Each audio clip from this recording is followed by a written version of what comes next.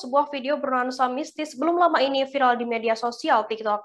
Video yang diunggah oleh akun @yek_war tersebut menampilkan percakapan sekelompok orang di Terminal Tayu Pati dengan seorang pria yang mengaku berasal dari Bandung, Jawa Barat.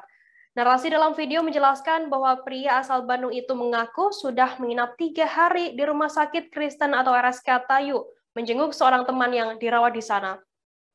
Keterangan tersebut sontak membuat orang-orang yang berbincang dengannya takjub. Bagaimana tidak, RSK Tayu sudah tidak beroperasi sejak 2013 lalu. Bahkan secara kasat mata, bangunan RSK Tayu sudah mangkrak dan tidak terawat. Semak-semak bergerumbul juga tak beraturan.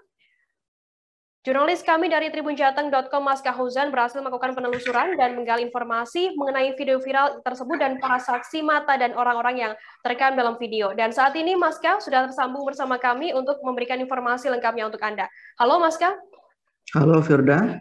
Mas Kah, bisa Anda jelaskan bagaimana mulanya RSK Tayu ini bisa viral belum lama ini?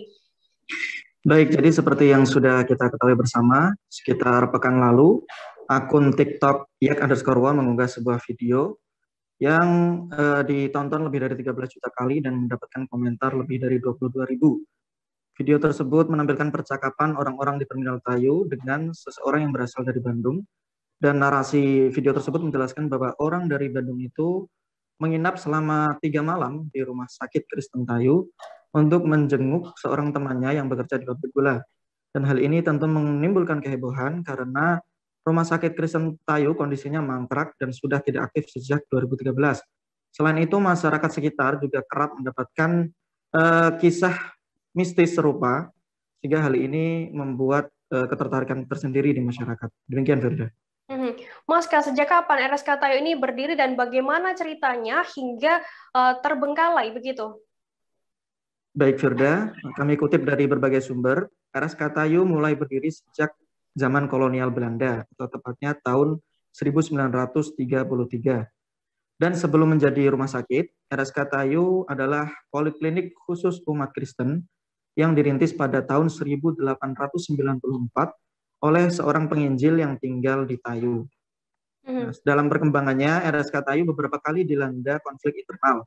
Misalnya pada awal tahun 2000-an, terjadi sengketa antara Sinode Gereja Injil Kristen Jawa dan Yayasan Kesehatan Kristen sekitar Muria. Keduanya merasa berhak untuk menjadi pengelola RSK Tayu dan akhirnya terjadi konflik di tingkat pengadilan.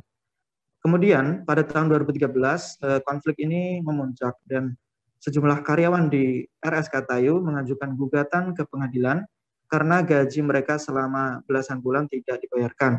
Akhirnya sejak gugatan dari karyawan itu, Rumah Sakit Kristen Tayu tidak aktif lagi dan akhirnya terbengkalai serta mangkrak sampai hari ini. Demikian, Firda. Kemudian Mas Kah, apakah sudah diketahui siapa sosok pemuda asal Bandung yang menginap di RSK Tayu belum lama ini dan bagaimana pengakuannya? Baik, Firda, berdasarkan penelusuran kami, ternyata pemuda asal Bandung yang menginap di RSK Tayu adalah konten kreator di platform Bigo Live dan YouTube yang mengusung nama Kreator Misteri 99 atau CM99. Kami juga sempat berhubungan via telepon dengan Kreator Misteri 99 dan mereka mengkonfirmasi bahwa memang mereka adalah orang yang menginap di Rumah Sakit Tayu, dan orang yang terekam dalam video viral yang diunggah di TikTok adalah salah satu anggota mereka yang bernama Egi. Jadi menurut pengakuan mereka, mereka menginap di RSK Tayu untuk melakukan uji nyali yang merupakan tantangan atau endorse dari spender atau istilahnya pemodal mereka di platform Bigo Live. Jadi mereka melakukan eksplorasi di rumah sakit yang terbengkalai itu selama 1 malam, tepatnya pada tanggal 12 Agustus pada Kamis malam atau malam Jumat. Dan di situ mereka juga melakukan tantangan untuk tidur di ambulans dengan menggunakan kain kafan. Dan anggota Kreator Misteri 99 yang melaksanakan tantangan tersebut adalah Rahmat alias Ahmad. Dan Ahmad ini mengaku setelah dia menjalankan tantangan tidur di ambulans memakai kain kafan, dia sampai pingsan dan tidak sadarkan diri. Nah, setelah itu mereka mengakhiri eksplorasi mereka di RSK Tayu dan mengistirahatkan diri di penginapan di sekitar Tayu selama 2 hari. Jadi menurut pengakuan mereka, mereka bukan 3 malam full di rumah sakit, melainkan hanya 1 malam di rumah sakit, kemudian 2 malam selanjutnya di penginapan di Tayu.